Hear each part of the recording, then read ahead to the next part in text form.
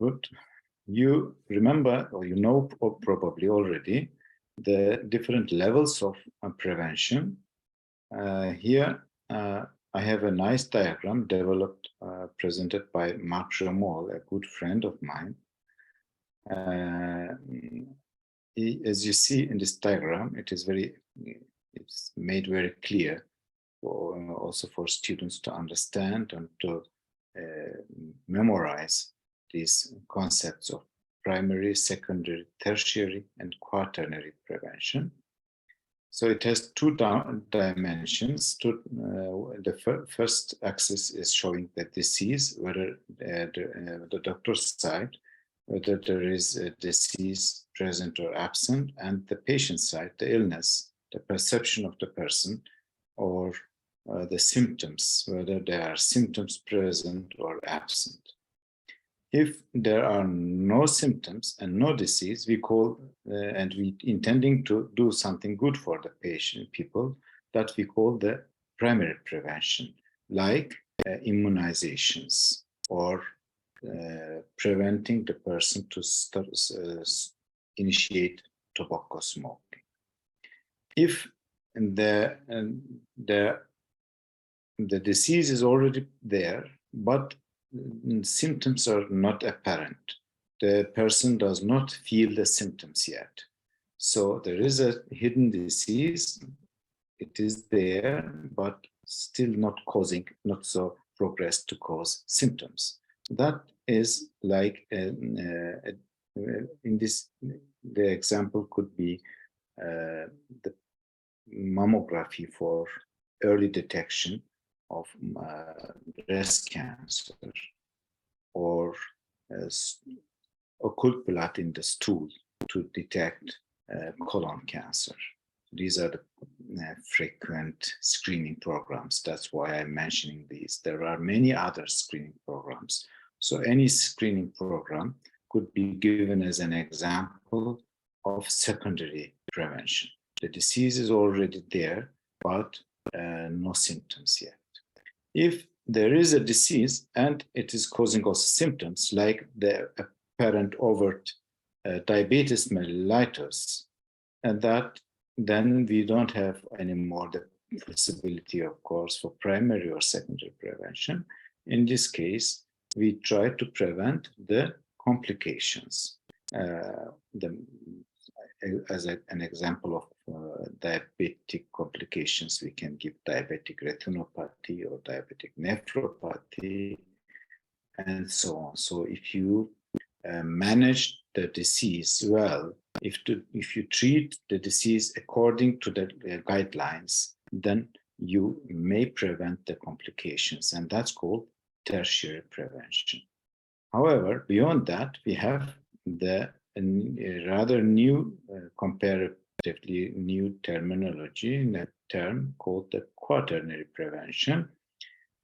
In this case, we have the disease, but it is related with the over-treatment or treatment-related complications or harm. That can happen, of course, if you overprescribe some medications or overtreat some disease, or try to overdiagnose, and that also possibly causing harm to the people. And it's really not negligible. It is a substantial amount of harm caused by this way, by the there is a big way to take in the quaternary prevention. However, lastly, there is also, beyond the four main prevention options, there's also something called the primordial prevention, which is not in our daily terminology, not in our daily discussions, but in principle, as a medical professionals, we should know that there is something called primordial prevention.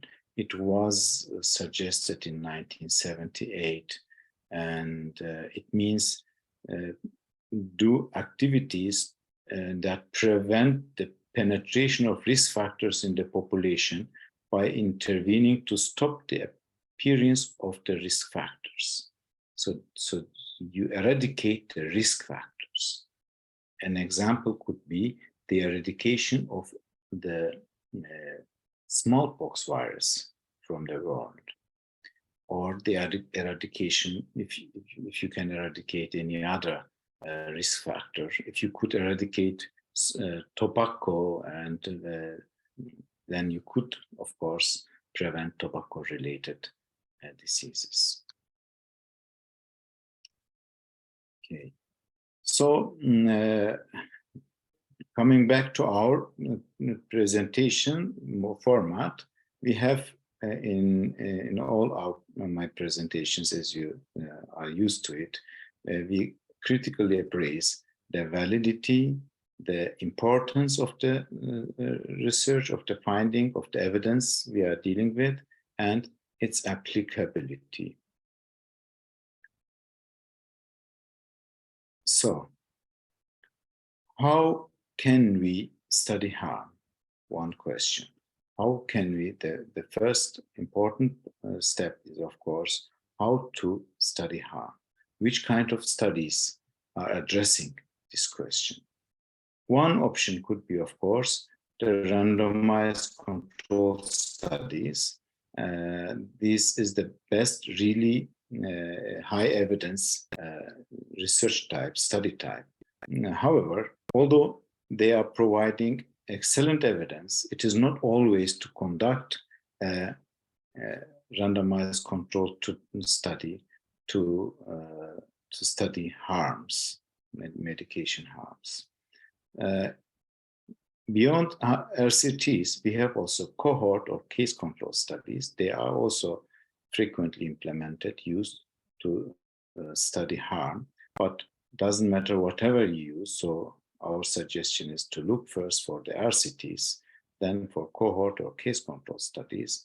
But whatever study type you appraise, you should look, critically look, whether they have minimized possible bias. Why is it so important to study harm? Quaternary, in other words, why quaternary prevention is so important? One statistic or one research showing that yearly about 300,000 people in the USA and Europe, where the records are more trustable, die from prescription drugs. That is far above many diseases, many frequent diseases. So this much harm we health professionals may cause to our patients. We should be aware of this risk. If you are not aware of this, you will not see that the medication you're prescribing, the indomethacin, the ibuprofeno you prescribe to your patient is causing stomach ulceration or any other side effects. What is the ideal therapy? Of course, ideally, we should try. I'm not intending to tell you that we should not prescribe any medications. We cannot do it without the medications. They are there to use, but we should be cautious. We should weigh the benefits and risks, benefits and harms of any intervention, any medical activity, so that we will minimize the risks. The reality is, however, that many therapies have associated harms that only come to light after years of observations. So especially if you have a new medication in the market, be cautious to prescribe it to your patients. Wait and see, wait how long to wait until you have proven 100% safety, that is probably not possible and not a good way, but you should be cautious when prescribing. That's the message. And once more.